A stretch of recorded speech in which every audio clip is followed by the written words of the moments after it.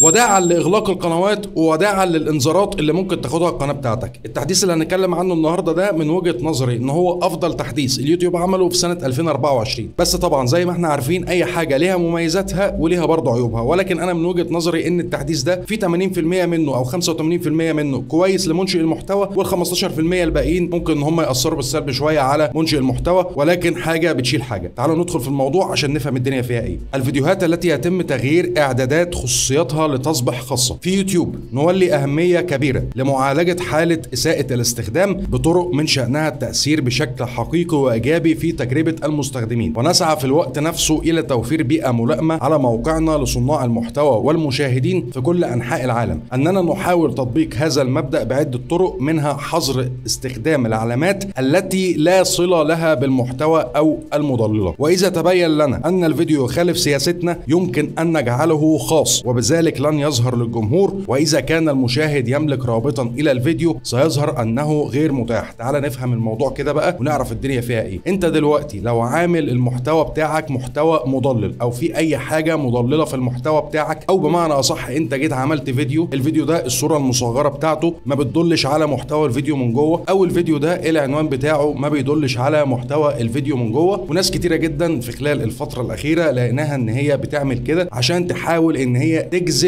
المشاهد، او بمعنى اصح تحاول ان هي تدخل المشاهد على الفيديو بتاعها، فبيلجأوا ان هم يعملوا عناوين مضلله وبيلجأوا ان هم يعملوا صور مصغره كمان مضلله. وكمان مش بس كده، لقيت كتير جدا برضو خلال الفتره اللي فاتت لقيت كتير جدا من القنوات بيعملوا وصف للفيديو، يعني لما بتيجي بتدخل على التفاصيل بتاعه الفيديو بيعمل وصف للفيديو وبيستخدم فيه كلمات مفتاحيه وبيستخدم وصف بحيث ان هو يظهر لجمهور اكتر، او يحاول ان هو يعمل وصف مضلل عشان يجيب مشاهدات. بيجيب مشاهدات، لكن اليوتيوب في الفتره الاخيره قال لك الوصف بتاع الفيديو او البيانات الوصفيه بتاعه الفيديو او عنوان الفيديو او الصوره المصغره بتاعه الفيديو، لو كل الكلام ده مضلل او اكتشف ان هو محتوى مضلل بيضلل بيه المشاهد، او انت استهدفت مثلا كلمات معينه عشان تقدر ان انت تجيب بيها مشاهدات خارجه عن المحتوى بتاعك او خارجه عن المحتوى اللي انت بتقدمه. وهديك دلوقتي مثال، انا واحد من الناس مثلا لو انا القناه بتاعتي قناه طبخ، انا عايز اجيب مشاهدات على القناه دي، ممكن ان انا استهدف كلمات او مثلا اجيب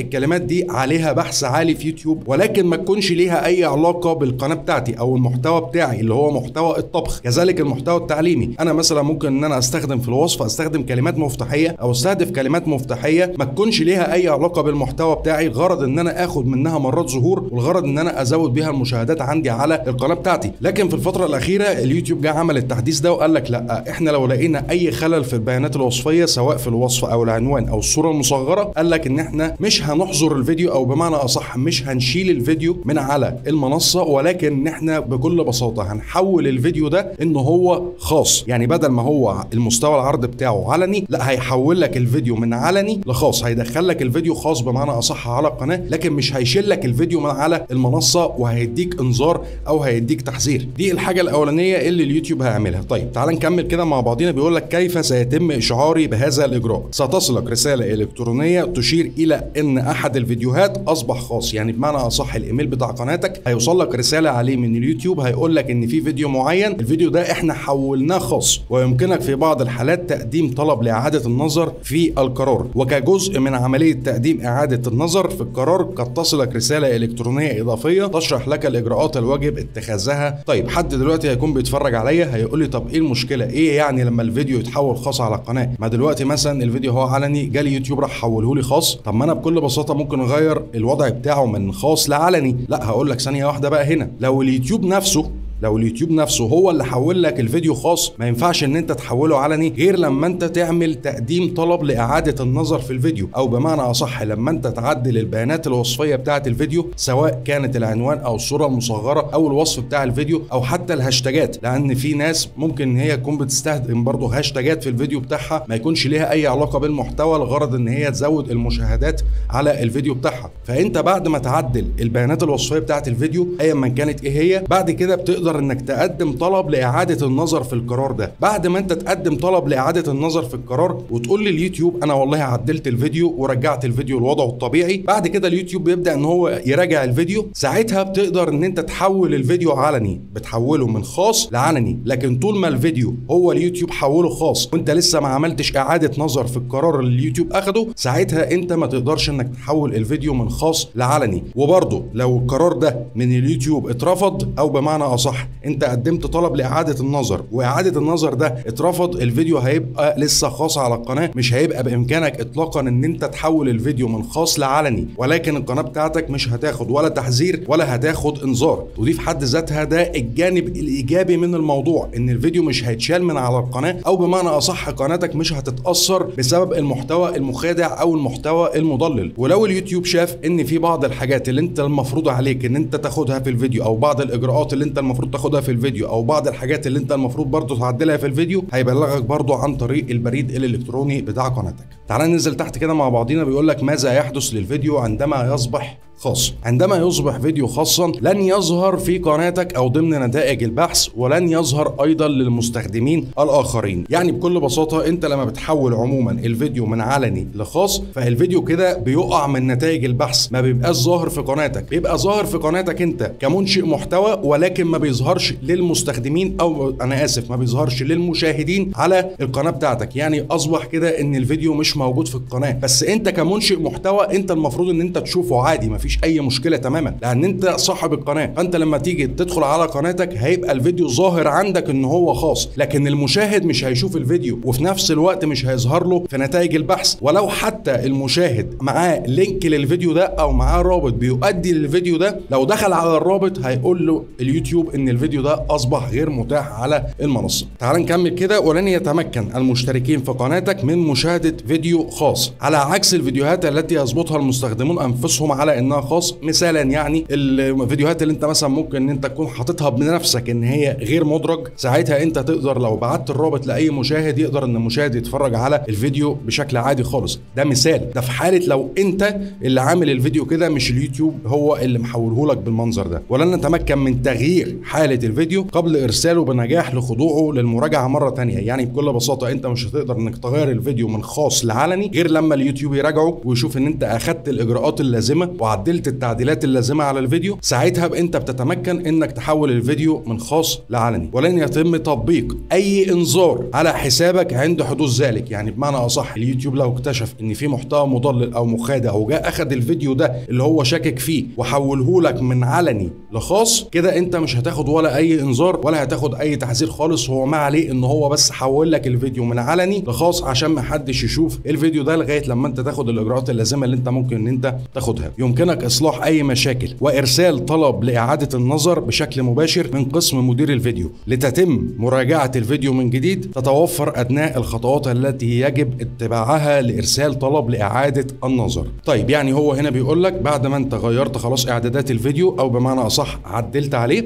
بعد كده بتبدا بشكل مباشر انك تقول لليوتيوب انا والله انا عدلت البيانات بتاعته او عدلت الحاجات المخالفه في الفيديو، اتفضل راجع لي الفيديو ده. بعد ما هو يتم المراجعه بتاعته، لو اليوتيوب برضو اقتنع خلاص ان انت عدلت التعديلات المظبوطه وشلت كل الحاجات المخالفه اللي فيه في البيانات الوصفيه بتاعته او في الفيديو بشكل عام، هيبدا بعد كده يبعت لك رساله برضو على البريد الالكتروني او على الجيميل بتاع قناتك، يقول لك والله احنا راجعنا الفيديو وعملنا اعاده نظر في القرار وانك انت خلاص تمام، انت كده عدلت الفيديو بتاعك، ودي الفيديو بتاعك دلوقتي انت تقدر ان انت تغير حالته من خاص لعلني. تعال ننزل تحت كده. بيقول لك هل سيصبح الفيديو علنيا بشكل تلقائي اذا تم قبول طلب اعاده النظر؟ يعني انا دلوقتي عندي فيديو، الفيديو ده مخالف، الفيديو ده بعد ما انا عدلت عليه الحاجات اللي اليوتيوب شايفها ان هي مخالفه، قدمت طلب لاعاده النظر، اليوتيوب دلوقتي جاء قبل طلب اعاده النظر اللي انا قدمته في الفيديو ده، هل الفيديو ساعتها هيبقى علني على القناه بشكل طبيعي خالص بدون تدخل مني؟ هنا هاجي اقول لك لا، اذا ارسلت طلبا لاعاده النظر في القرار وتمت مراجعه الفيديو بنجاح ستتمكن من تغيير اعدادات خصوصيته ليصبح علنيا، ولكن لن يتم هذا الاجراء تلقائيا. يعني الفيديو اليوتيوب مش هيحوله لك بعد تقديم اعاده النظر واعاده النظر ده اتقبل، مش هيحوله لك من خاص لعلني، انت اللي هتقدر ساعتها انك تحوله من خاص لعلني. هو ما عليه فقط لا غير ان هو هيقبل طلب اعاده النظر اللي انت قدمته في القرار. لو هو قبله ساعتها بعد ما هو يقبل القرار ده هيقول لك انت دلوقتي تقدر انك تحول الفيديو بتاعك من خاص لعلني، وسيبقى الفيديو خاص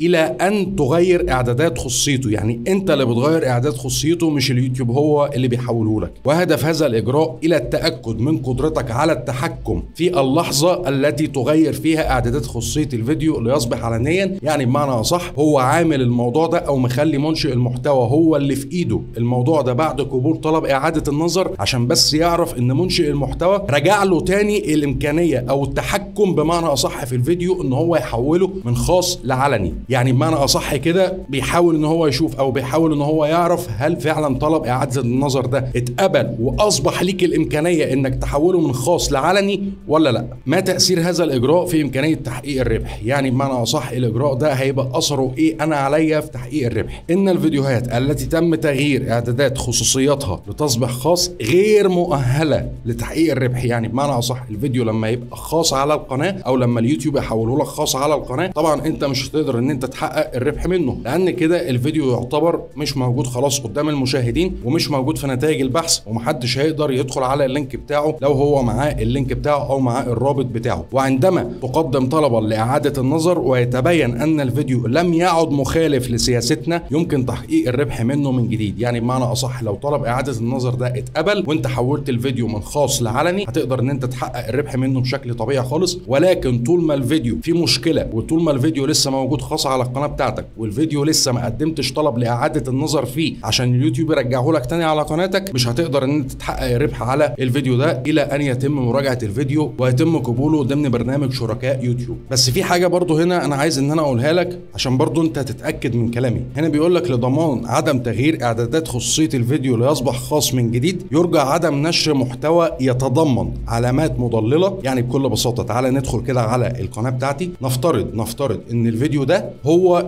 لا قدر الله اليوتيوب شاف ان هو في حاجه مخالفه وحوله من علني لخاص. تعالى ندخل كده على الفيديو. هو هنا بيديك بقى شويه نصايح، يعني اليوتيوب بيديك شويه نصايح، بيقول لك ان انت عشان ما تتعرضش للموضوع ده تاني او عشان نفس الفيديو ما ياخدش نفس المخالفه تاني او بمعنى اصح ما نغيرش اعدادات خصوصيته من علني الخاص، بيقول لك ان انت ما تنشرش علامات مضلله. ايه هي العلامات المضلله؟ تعالى كده لو نزلنا تحت وعملنا عرض المزيد، هنا في حاجه اسمها العلامات او بمعنى اصح الكلمات المفتاحيه اللي هي بتاعه الفيديو. انت لو حطيت هنا اي حاجه مضلله ما لهاش اي علاقه بمحتوى القناه او ما لهاش اي علاقه بمحتوى الفيديو، ساعتها انت كده اخدت محتوى مضلل، وساعتها المشكله دي هي اللي ممكن تخلي اليوتيوب او الحاجه بمعنى اصح المخالفه او المضلله اللي انت حطيتها هنا في الجزء بتاع العلامات هي اللي ممكن تخلي اليوتيوب ان هو يحول الفيديو من علني لخاص، لان كده هيكتشف ان في حاجه مضلله هنا انت كاتبها لغرض بس ان انت تزود بيها المشاهدات بتاعتك او لا صله لها بالمحتوى في القسمين الوصف والعلامه. يعني بمعنى اصح حاجه انت ناشرها سواء هنا في العلامات بتاعه الفيديو او الكلمات المفتاحيه بتاعه الفيديو او حتى انت ناشرها هنا في الوصف، لان زي ما قلت من شويه ان في قنوات كتيره جدا ممكن ان هي تستهدف حاجه بره المحتوى بتاعها بحيث ان هي تاخد مرات ظهور، ولما تاخد مرات ظهور طبعا هيجي على الفيديو مشاهدات. هو عايز بمعنى اصح اليوتيوب عايز ان هو يخلي قناتك تقترح في المكان المظبوط، عايز ان هو يخلي قناتك تقترح في المكان الصح على الناس الصح، على الجمهور المستهدف، على الجمهور المهتم بمحتوى قناتك. فانت لازم تتاكد ان انت كل كلمه انت كاتبها في الوصف بتاعك ليها علاقه بالقناه بتاعتك وليها علاقه بمحتوى الفيديو بتاعك عشان ما تعرضش ان اليوتيوب يحول لك الفيديو من علني لخاص. وساعتها لو الفيديو جايب مشاهدات لما يقع خالص من القناه او ما يبقاش ظاهر للمشاهدين والفيديو ممكن ان هو يكون جايب مشاهدات كتيره جدا او جايب مشاهدات كبيره، ساعتها بقى هو ده التاثير السلبي اللي ممكن ان هو يحصل على قناتك. لان الفيديو لما يكون خاص كانك كده انت مسحت الفيديو من على القناه. يعني انا مثلا الفيديو ده نفترض ان هو جايب لي مشاهدات ومعدي مثلا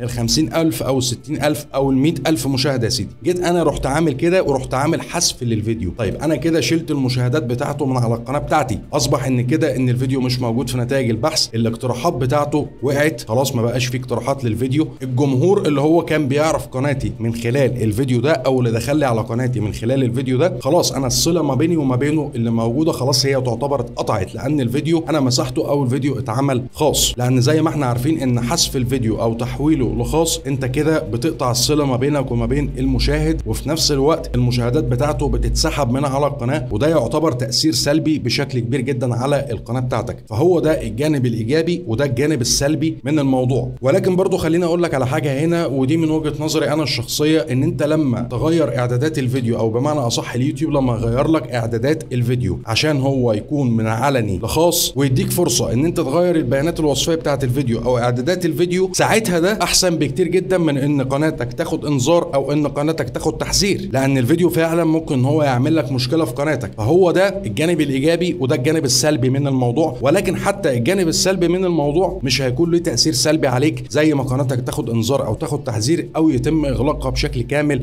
من على اليوتيوب. وهو ده كان يبقى الفيديو بتاع النهارده اللي انا حبيت ان انا اعرفك فيه الموضوع ده. حاول بقدر الامكان ان انت ما تستخدمش اي حاجه ملهاش علاقه بالمحتوى بتاعك، سواء في العنوان، سواء في الوصف، سواء في العلامات، سواء في الكلمات المفتاحيه، سواء في الصوره المصغره، سواء في اي حاجه انت بتعملها في القناه بتاعتك او بتعملها في الفيديو بتاعك. حاول ان انت كل كلمه انت مستهدفها او كل كلمه انت بتستهدفها تكون ليها علاقه بالمحتوى بتاعك مش خارج المحتوى بتاعك. لان حتى انت لو استهدفت اي كلام او استهدفت بمعنى اصح كلمات معينه عشان تجيب لك مشاهدات من محتويات اخرى، انت كده بتخلي اليوتيوب او بتجبر اليوتيوب ان هو يقترحك في المكان الخاطئ على الناس الخاطئه اللي هي اصلا مش مهتميه بالمحتوى بتاعك. وده مش عامل من عوامل النجاح اطلاقا، لان انت المفروض عشان تجيب مشاهدات على قناتك او عشان تستهدف جمهور صح لقناتك لازم تستهدف الجمهور اللي هو مهتم بالمحتوى بتاع القناه بتاعتك. عايزك تنزل دلوقتي تحت في التعليقات، عايزك تقول لي اذا كان التحديث ده حلو، التحديث ده مش حلو، التحديث ده ايجابي، التحديث ده سلبي. يعني شاركني برايك كده في الكومنتات وهتلاقيني برد عليك. لايك وشيرك وسبسكرايبك واي لينك للتواصل الاجتماعي الخاص بيا للتواصل معايا